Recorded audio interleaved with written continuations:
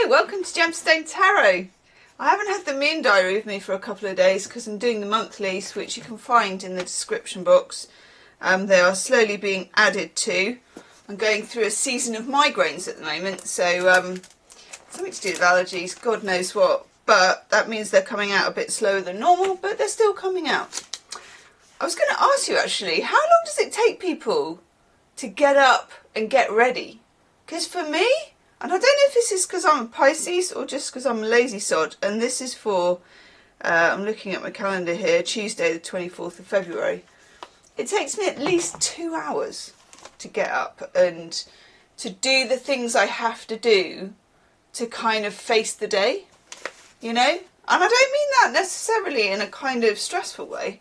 I just mean that I'm a bit of a kind of, a bit of a hobbit. I need to have 2 breakfasts.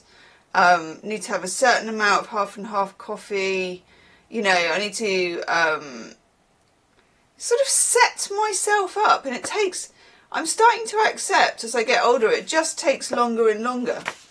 And it feels incredibly indulgent, and it probably is. And I do remember, you know, back in the days of having to be somewhere for 9 o'clock, somehow managing to fly out of the door and get there most of the time, not all the time, for 9 o'clock. That, I can't do that now. I just can't. I can't. Especially if someone was telling me to. I'd be like, I wouldn't even say no. I'd just be like, of course I'll be there. And then I wouldn't. Anyway, let me know your thoughts on that. We are looking at a Parliament of Owls, the collective nouns, and I'm just going to have a quick look at a drunk ship of cobblers. A drunk ship of cobblers. Why the hell is it a drunk ship? And I'm gonna guess it's got something to do with pirates and ships and stuff. Drunk ship, meaning a group of drunken people, I was kind of half right, half wrong, has fallen into disuse in modern times, but is surely ripe for a resurgence. Lexicologist John Kersey's A New English Dictionary, published in 1702, was the first dictionary of the English language to include words in common usage, in addition to the difficult words that previous dictionaries had made their focus. He defines drunkship as a drunken company. What the hell has this got to do with cobblers? And also, do any of you still use a cobbler? I would have liked to. You can't find them around here. I think there's one in a village near me, but I don't know, because I used to have these boots called Fly. They were Spanish.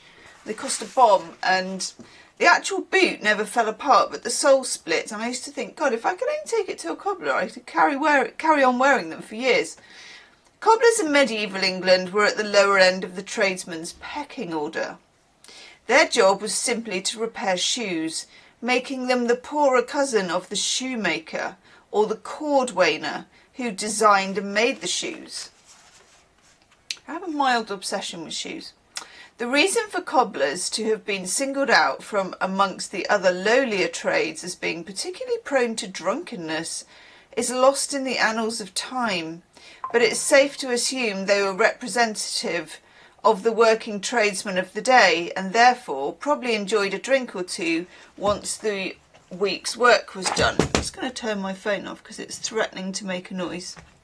In other words, I reckon, and this is what we tend to forget, I think, in, you know, the times that we live in, bad as they are in lots of ways, you know, back in the medieval times, to be something like a cobbler or to be, you know, a relatively normal person was quite shit. So you probably, you know, and also I think even back then, Jesus, the water wasn't great, so drinking beer and all that sort of thing might have been safer, or actually you just felt like being drunk. So I get it. In fact, though, like most medieval members of the lower classes, excuse me, cobblers would have drunk ale on a daily basis as part of their normal fluid intake. Water couldn't be trusted as a means of hydration because of the difficulties of keeping it clean. In towns and cities, the water supply doubled as a sewerage system. Oh, God. And diseases like typhoid were widespread and justly feared. We're sort of going back to that in the UK. I don't know what happens around the rest of the world, but the water companies all got sold in the UK years ago, and we're now sort of coming to the point of about 25 years where the shareholders have drawn all the money they can and think to themselves, oh God, how boring. Now we've got to replace things and do stuff. Oh God, let's sell it off. Instead, the rich drank wine and the poor drank ale, and these were watered down for daily use, consumed by everyone with every meal. Children were given ale after they turned 5. For the under 5's milk was favoured, and ale was avoided, but only because it might have curdled the milk. Goodness. Goodness. Right, I'm going to do, and I did these. Oh, wrong one. Hang on. Wrong box. Oh, I'm probably not. Oh, yes, I am. I used these for the gem stars the other day, and I'm going to do a little Anna Kay Lenormand reading for today, because it's always Tuesday, as we know. Oh, hello. So this is the lady who makes the Anna Kay tarot that I'm so fond of. She also does a Lenormand. So I got on her website and I bought it. It's a bit strange. I'd gone on the website several times before and missed the drop-down box. Do you ever do that? We were talking the other day, weren't we, about packaging and how difficult packaging is to open. I sometimes find and it's probably just me, some websites are just like, show me where to buy the damn thing.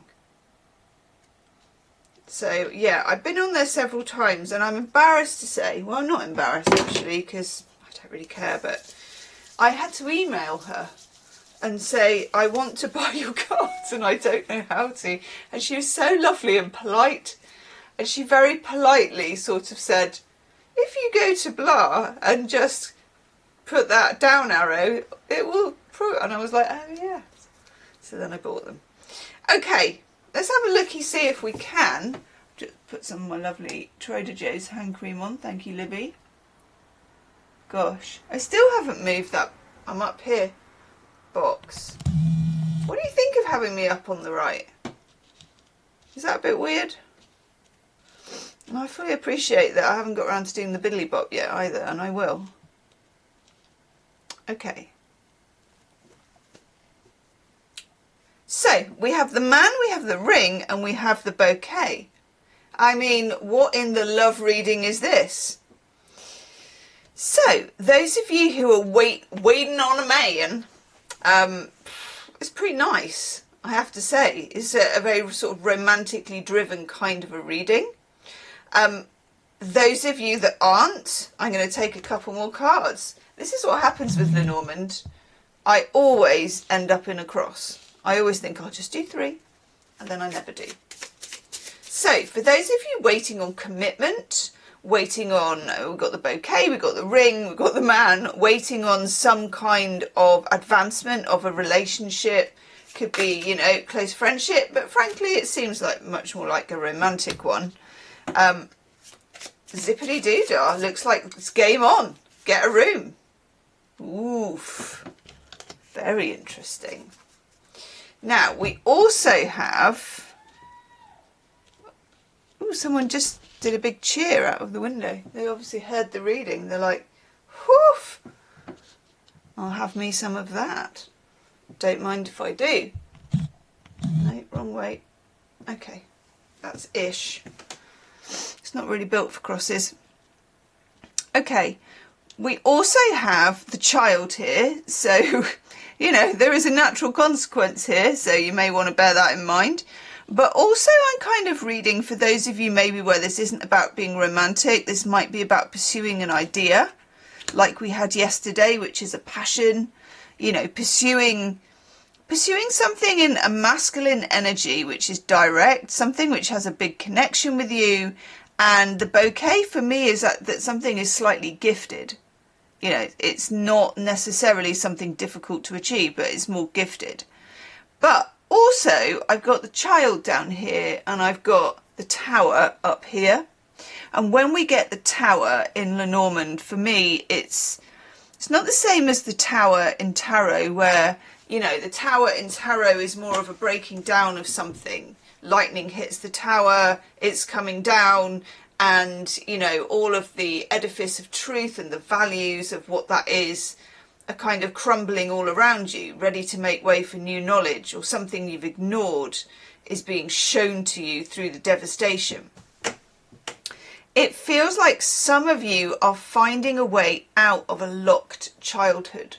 And this won't be for everybody, but this Tower card is what I get when there's just, and it came up in Gemini and Cancer and Leo, I think, in the monthlies so far. It's been, that particular Tower card has come out a lot, and this sense of being shut away or being repressed and finding a way to blossom.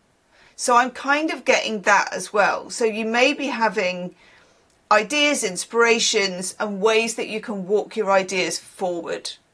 But for some of you as well, it's a romantic yes, which I really, really like, and it's progress. Let me know in the comments, and I'll see you tomorrow. Namaste.